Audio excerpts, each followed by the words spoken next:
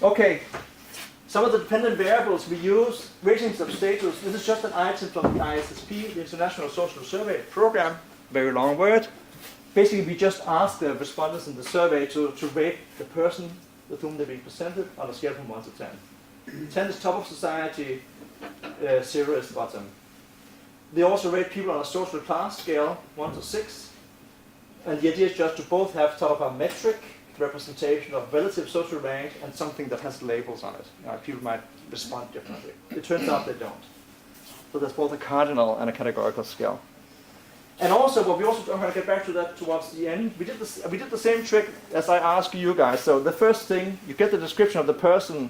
The first thing you do is you write down 3 words you think best describe this person. And then we used like topic modeling to try to come up with clusters of words that describe these people. We use that sort of in some supplementary analysis. Competence, because we care about more things than just whether kind of your taste signal, whether you're high class or low class. So there's a set of statements applying to the person. Please state the extent to which you think this statement applies or does not apply to this person. 1 to 10 scale. We have something that has to do with economic competence. So you think, so Peter Highbrow makes a lot of money, will probably get a better job soon, is good at his job, is smart. Something about cultural sophistication, like cultural tastes, is not an ordinary person. Respectability, Max Weber style here. And sociability, which is actually the things you also mentioned about kind of this omnivore.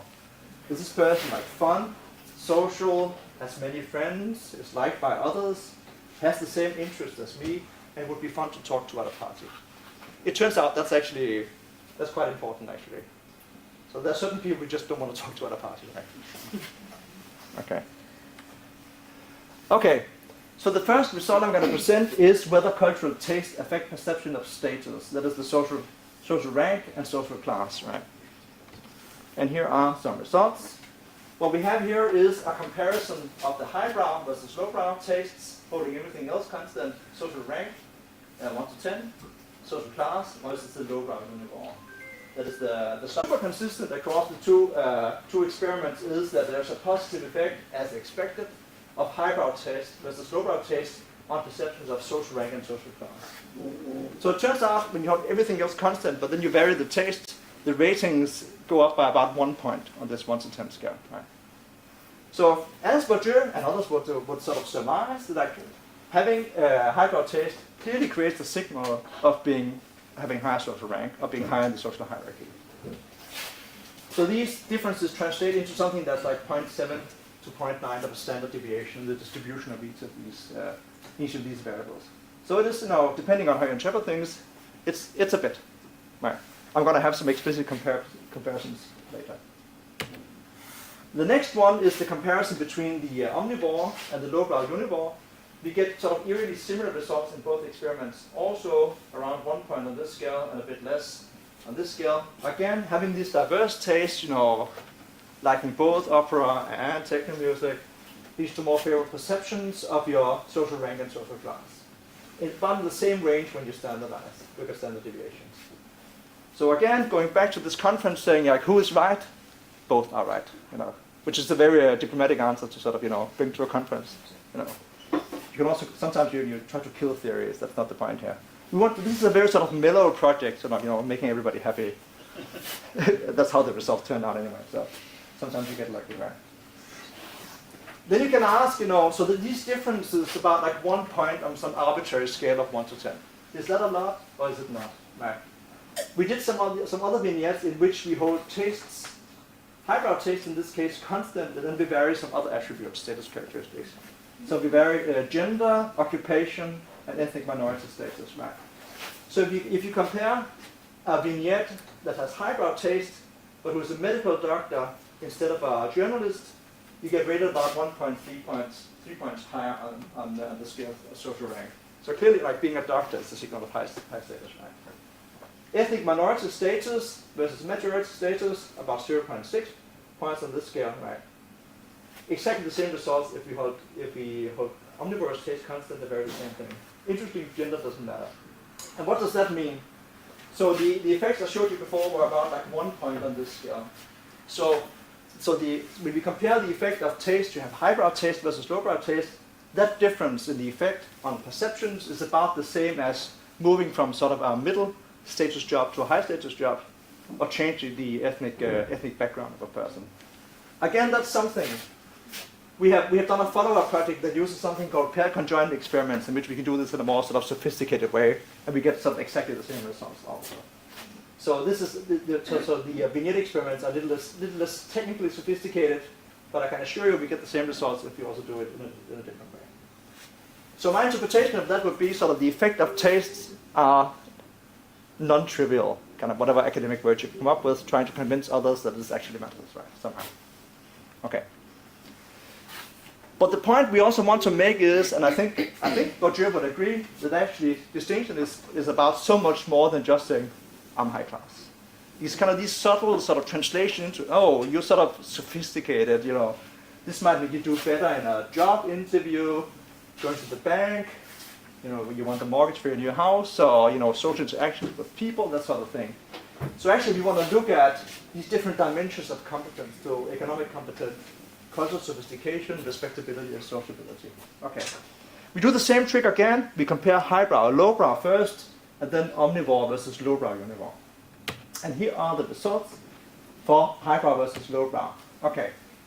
These first ones have to do with economic competence, right?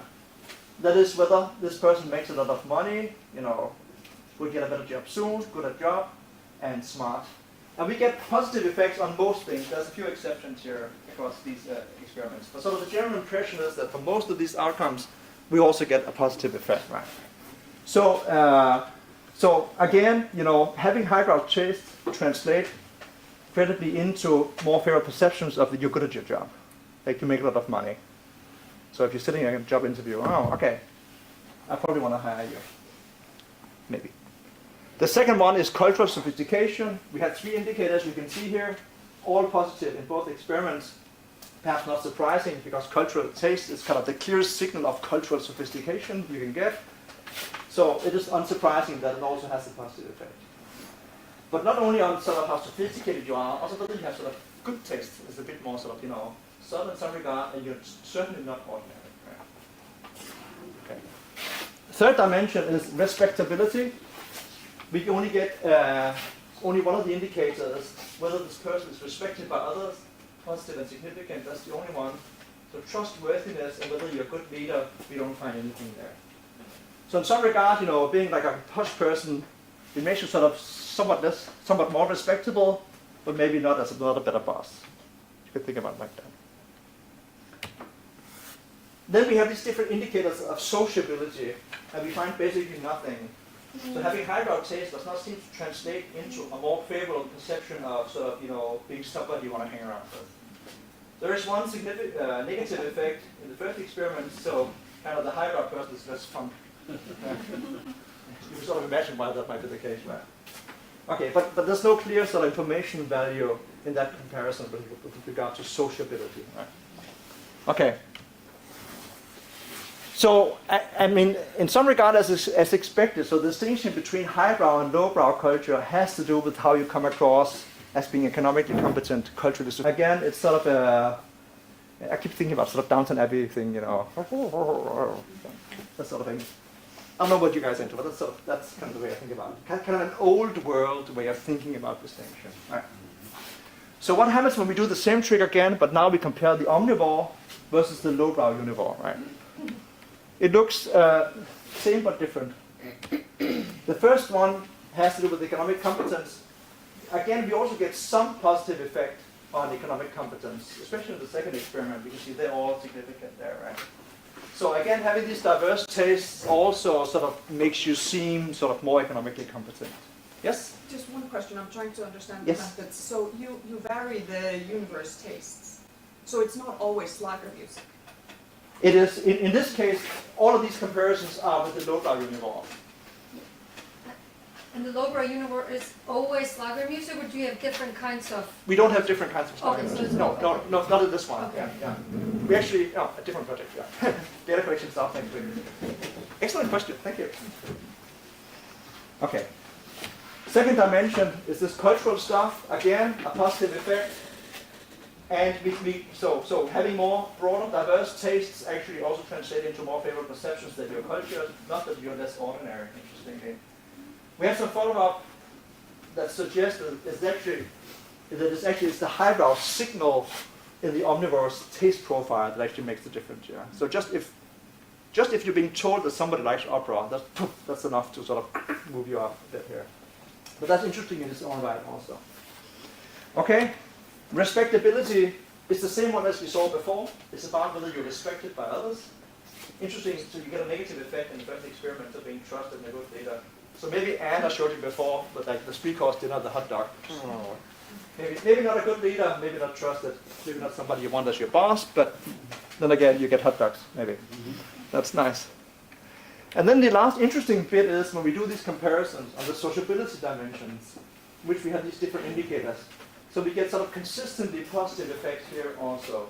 So the omnivore compared to the lowbrow univore, and also the other omnivores, the other univores we have in there, consistently come across as more fun, more social, more likely to have many friends, liked by others, has the same interests as me, and high self-esteem. And fun, that is fun to talk to at a party, right? So also the words you guys also used, so and the omnivore, like social, fun, outgoing, nice to be around. I want to be this person too. Sort of, there's some kind of affiliation with that person. That's what we find in here. And again, we didn't find that with the highbrow versus lowbrow comparison, right? Okay. So try to interpret this sort of, so the nice thing is that it seems like both these dimensions matter, right? Okay. It also turns out that both these dimensions have non-trivial effect sizes, or whatever sort of academic term you want to say, that the effects are pretty large. Right? Then sort of I think the theoretical contribution is that, these things might be capturing different axes of distinction that sort of pertain to different things. The highbrow, lowbrow is kind of old-fashioned way of thinking about what status is, how it operates. In certain conditions, it's a good thing. It's not a good thing, but it is an effective thing if distinction is what you want. So depending on whether you want to go to the art museum, who do you want to impress? What kind of status signal would you put on them? That would be one particular kind of thing. But suppose you go to the kind of the hip new music festival or something. I don't know. You have that one music festival you have in Reykjavik. You want to hang out with the cool kids. You want to sort of say you have diverse tastes. There are some studies about cultural taste in creative industries that suggest that actually, so if you're an architect, you're a designer, then you want omnivorous taste, right? You don't want hybrid taste if you want to be an architect. That just doesn't work. So it also depends on where you try to sort of deploy these tastes. And that's the closest I'm going to get to policy advice for this research project, I think. Okay. Of course, we have some more research as well, and that's kind of